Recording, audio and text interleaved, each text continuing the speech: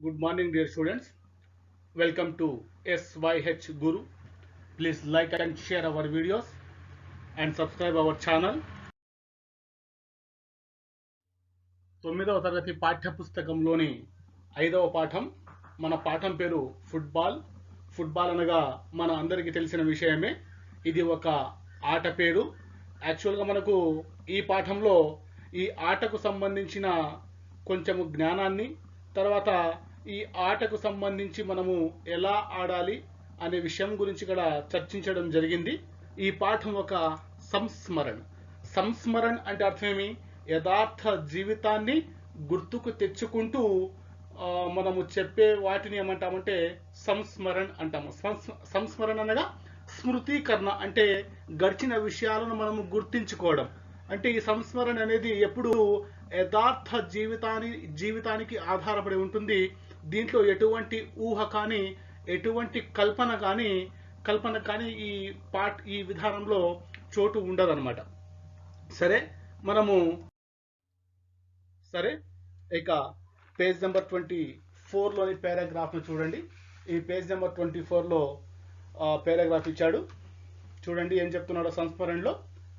Football सच्चाई का खेल है, यह प्रेम का खेल है, इसमें जो वैरभाव रखे वह खिलाड़ी नहीं.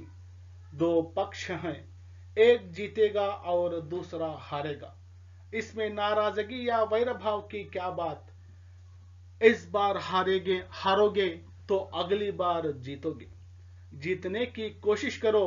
विपक्षी अगर जीतता है तो उसके खेल को समझो और उसकी सराहना करो.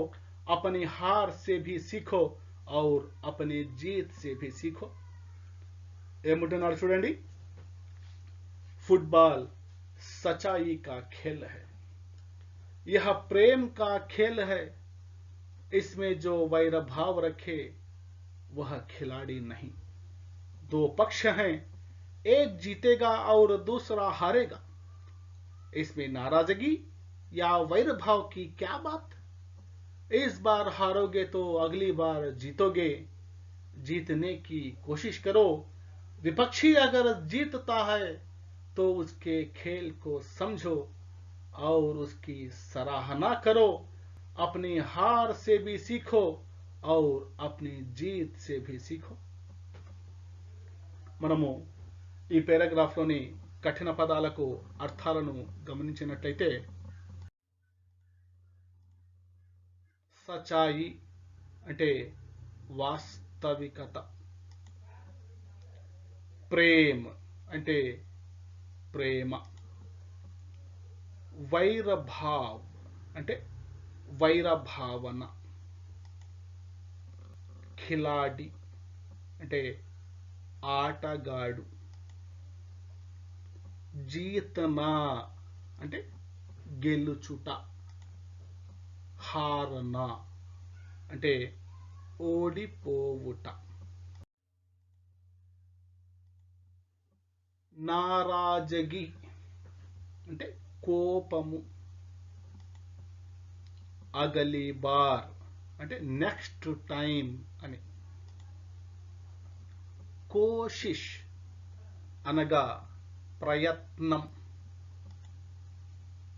సమఝో అంటే అర్థం చేసుకో, సరాహనాకరణ ప్రశంసించుట, సీఖో అంటే నేర్చుకో అని. ఇక్కడ ఏం చెబుతున్నాడు చూడండి. फुटबॉल सच्चाई का खेल है, यह प्रेम का खेल है, इसमें जो वैरभाव रखे वह खिलाड़ी नहीं అన్నాడు. అంటే ఈ ఫుట్బాల్ అనేది నిజాయితీగా ఆడే ఆట.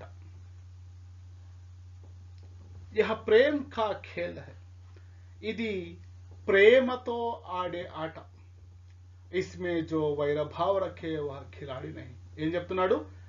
ఎవరైతే ఈ ఆటలో వైరభావనను పెంచుకుంటాడో, వైరభావనతో ఈ ఆటను ఆడుతాడో వహ ఖిలాడి నహి అన్నాడు.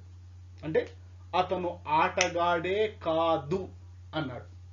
కాబట్టి మనము ఎటువంటి పరిస్థితుల్లో కూడా మనము మన మనస్సులో ఎటువంటి వైర భావనను, ఎటువంటి శత్రుత్వ భావనను మనము పెంచుకోకూడదు. మనము ఎంతసేపు ఎలా ఆడాలి? నిజాయితీతోనే ఆడాలి.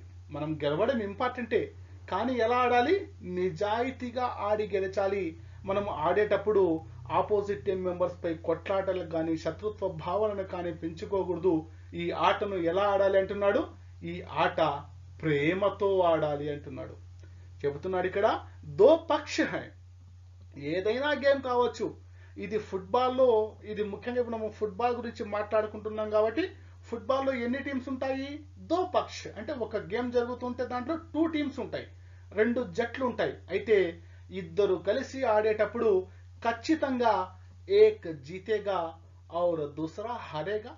ఖచ్చితంగా ఏం జరుగుతుంది? దో పక్ష అంటే ఇక్కడ 2 టీమ్స్ కలిసి ఆడతారు కాబట్టి ఖచ్చితంగా ఒకరు గెలుస్తారు, ఒకరు ఓడిపోతారు. ఒకరు గెలుస్తారు, ఒకరు ఓడిపోతారు. ఇస్మే నారాజీకి యా వైర భావ్కి క్యా బాత్. ఖచ్చితంగా ఆ గేమ్లో ఖచ్చితంగా ఆడినప్పుడు ఒకరు గెలవాలి, ఒకరు ఓడిపోవాలి. కాబట్టి వీటిలో కోప్పడము, తర్వాత శత్రుత్వాన్ని పెంచుకునే అవసరం ఏముంది అంటున్నాడు. ఇస్ బార్ హారోగేతో అగలీ బార్ జీతోగే. ఈసారి ఓడిపోయాడే అనుకుందాం, ఈసారి ఓడిపోతే నెక్స్ట్ సారి ఖచ్చితంగా గెలుస్తాడు. అవునా లేదా? జీతనే కి కోషిష్ కరో. మనం ఆడేటప్పుడు మనము గెలవాలనే ఆడాలి, మనం గెలవడానికి ప్రయత్నించాలి. అంతేకాని మనము ఓడిపోతే ఆ గెలిచిన టీంపై శత్రుత్వ భావనను కానీ, వైర భావనను కానీ, వారిపై కోప్పడడం కానీ అసలు మంచిది కాదు. అలా కోప్పడేవాడు, అలా శత్రుత్వ భావనను పెంచుకునేవాడు అసలు ఆటగాడే కాదు అనేసి ఇక్కడ చెప్పడం జరిగిందనమాట. ఇంకేమంటున్నాడు? విపక్షి అగర జీతతా హై తో ఉస్కే ఖేల్ కో సమझो. ఒకవేళ మనపై ఆపోజిట్ టీం గెలిచిందనుకోండి, వారు ఎటువంటి ప్లాన్తో వారు గెలిచారో మనము వారి ఆటను అర్థం చేసుకోవాలి. ఔర్ ఉస్కి సరాహనా కరో అంటే ఏమి? ఇక వారిని మనం ఏం చేయాలి? ప్రశంసించాలి. అప్నే హార్ సే భీ సీఖో ఔర్ అప్నే జీత్ సే భీ సీఖో. మనము ఓడిపోయినా కానీ మనము ఎందుకు ఓడిపోయామనే ఒక గుణపాఠాన్ని నేర్చుకోవాలి. ఔర్ అప్నే జీత్ సే భీ సీఖో. మనము మ్యాచ్ని గెలిస్తే మనము మంచి ఎఫర్ట్ని చూపాము, ఈ ప్లాన్ను మనం అమలు చేయడం వల్లే మనం గెలిచాము అనేసి మనము మన విజయముతోనూ కూడా నేర్చుకోవాలి, మన ఓటమితో కూడా గుణపాఠాన్ని నేర్చుకోవాలి. అంతేగాని మనము ఓడిపోయామనే ఉద్దేశంతో ఆపోజిట్ టీం మెంబర్స్ పై కొట్లాడుతూ వెళ్ళటము, ఆపోజిట్ టీం మెంబర్స్ పై శత్రుత్వ భావనను పెంచుకోవడము, ఆపోజిట్ టీం మెంబర్స్ పై వైర భావాన్ని పెంచుకోవడం మంచిది కాదు. ఇలా వైర భావాన్ని పెంచుకునేవాడు అసలు ఆటగాడే కాదు. ఎందుకంటే ఈ ఫుట్బాల్ అనేది ప్రేమతో ఆడే ఆట, నిజాయితీతో ఆడే ఆట అనేసి ఈ వ్యక్తి తమ సంస్మరణ ద్వారా ఇక్కడ మనకు తెలియజేస్తున్నారు.